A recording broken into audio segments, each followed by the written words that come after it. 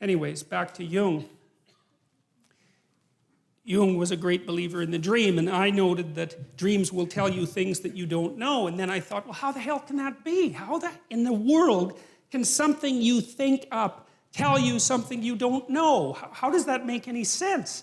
First of all, why don't you understand it? Why does it have to come forth in the form of the dream? It's like there's something going on inside you that you don't control, right? The dream happens to you just like life happens to you. I mean, there is the odd lucid dreamer who can, apply a certain amount of conscious control, but most of the time you're laying there asleep and this crazy complicated world manifests itself inside you and you don't know how, you can't do it when you're awake and you don't know what it means. It's like, what the hell is going on? And that's one of the things that's so damn frightening about the psychoanalysts, because you get this both from Freud and Jung, you really start to understand that there are things inside you that are happening that control you instead of the other way around.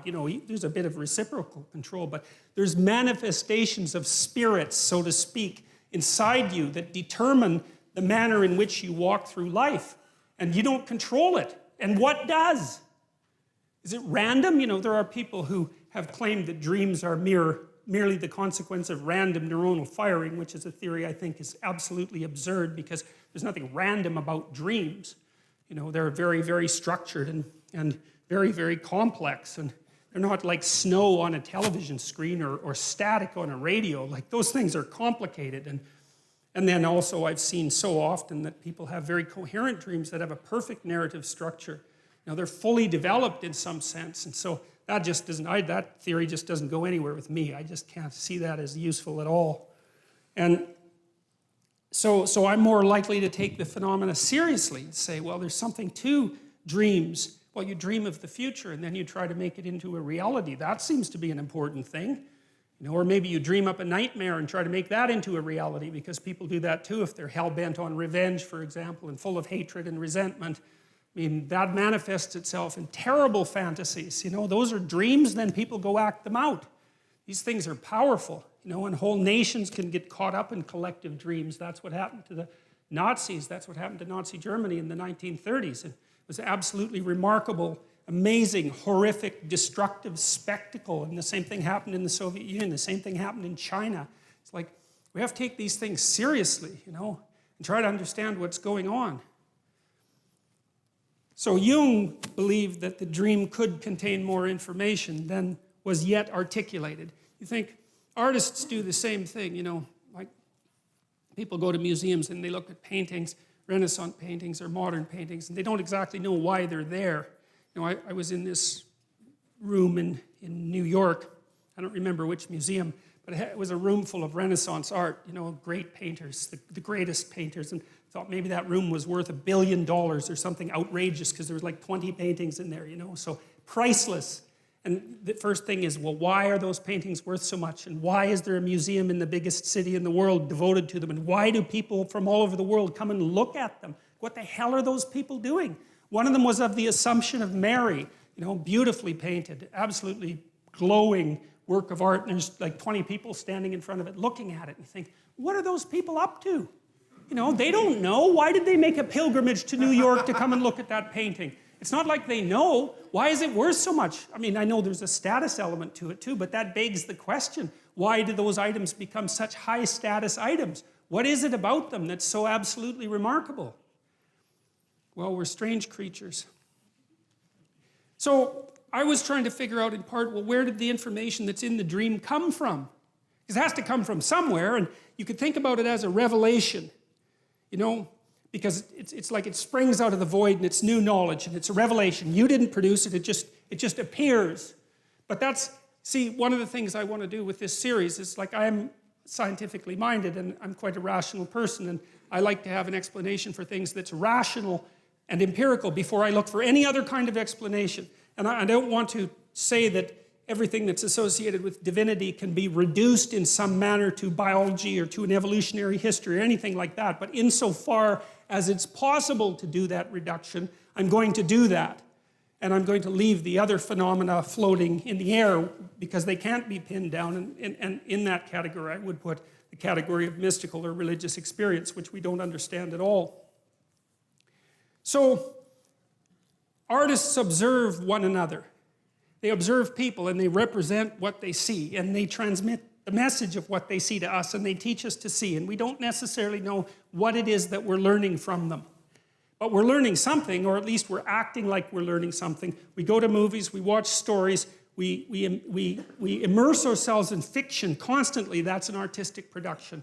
And for many people, the world of the arts is a living world, and that's particularly true if you're a creative person. And it's the creative, artistic people that do move the knowledge of humanity forward, and they do that with their artistic productions first. They're on the edge, and the dancers do that, and the poets do that, and the visual artists do that, and the musicians do that, and we're not sure what they're doing. Like, we're not sure what musicians are doing. What the hell are they doing? Why do you like music? You know, it gives you a deep intimation of the significance of things. And no one questions it. You go to a concert, you're thrilled. It's a quasi-religious experience, particularly if the people really get themselves together and get the crowd moving. You know, there's something incredibly intense about it, but it makes no sense whatsoever. It's not an easy thing to understand. Music is deeply patterned, and patterned in layers, and I think that has something to do with it, because reality is patterned and deeply patterned in layers, and so I think music is representing reality in some fundamental way, and that we get into the sway of that and sort of participate in being, and that's part of what makes it such an uplifting experience. But we don't really know that's what we're doing. We just go do it, and it's nourishing for people, right? I mean, young people in particular, lots of them live for music. It's where they derive all their meaning, their cultural identity. Everything that's nourishing comes from their affiliation with their music and is part of their cultural identity. So that's an amazing thing. The question still remains, where does the information in dreams come from? And I think where it comes from is that we watch the patterns that everyone acts out. We've watched that forever, and we've got some representations of those patterns. That's part of our cultural history. That's what's embedded in stories, in fictional accounts of the story between good and evil, the bad guy and the good guy, and the romance. You know, these are canonical patterns of being for people, and they deeply affect us because they represent what it is that we will act out in the world. And then we flesh that out with the individual information we have about ourselves and other people.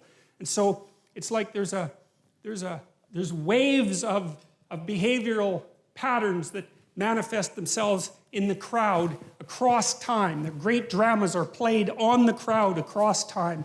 And the artists watch that, and they get intimations of what that is, and they write it down and they tell us, and then we're a little clearer about what we're up to. You know, like a great dramatist like Shakespeare, let's say, we know that what he wrote is fiction, and then we say, well, fiction isn't true. But then you think, well, wait a minute, maybe it's true like numbers are true. You know, numbers are an abstraction from the underlying reality, but no one in their right mind would really think numbers aren't true. You could even make a case that the numbers are more real than the things that they represent, right? Because the abstraction is so insanely powerful. Once you have mathematics, you're just deadly. You can move the world with mathematics. And so it's not obvious that the abstraction is less real than the more concrete reality.